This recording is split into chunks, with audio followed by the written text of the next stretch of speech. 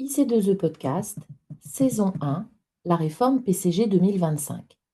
Un regard sur les nouvelles règles comptables. Épisode 14, le résultat exceptionnel.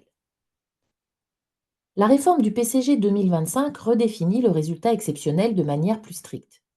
Désormais, une opération ne pourra être qualifiée d'exceptionnelle que si elle est à la fois majeure et inhabituelle. Un événement est majeur lorsqu'il a une influence significative sur les comptes et les décisions des utilisateurs. Il est inhabituel lorsqu'il ne relève pas de l'exploitation normale de l'entreprise. Ces deux critères sont cumulatifs. Une simple opération inhabituelle ne suffit plus à justifier un classement en exceptionnel. Avec cette nouvelle définition, certaines opérations continueront d'être classées en exceptionnel.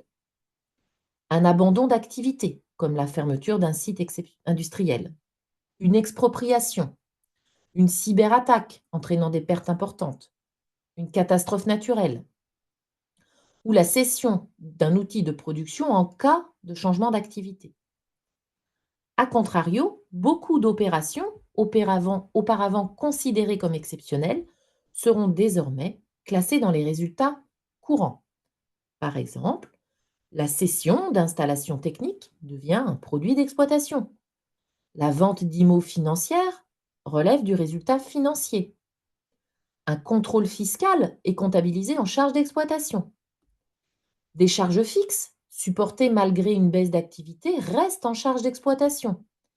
Des pénalités contractuelles, des reprises de subventions d'investissement sont également rattachées à l'exploitation. Alors, certaines opérations vont rester en exceptionnel, même si elles ne remplissent pas les critères inhabituels et majeurs. Les écritures dites fiscales, par exemple. Donc là, il s'agit des dotations et reprises aux provisions réglementées. On pense notamment aux amortissements dérogatoires. Les changements de méthode comptable peuvent également rester en exceptionnel. Les corrections d'erreurs des exercices antérieurs peuvent également rester en exceptionnel. Avec cette réforme, le résultat exceptionnel sera plus limité.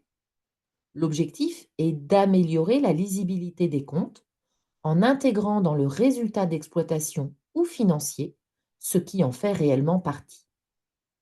Les entreprises devront donc adapter leurs pratiques comptables et requalifier certaines opérations. Les cabinets vont bientôt pouvoir apporter de multiples précisions sur ces critères, les prochains arrêtés des comptes allant nous questionner sur de nombreux points et cas particuliers.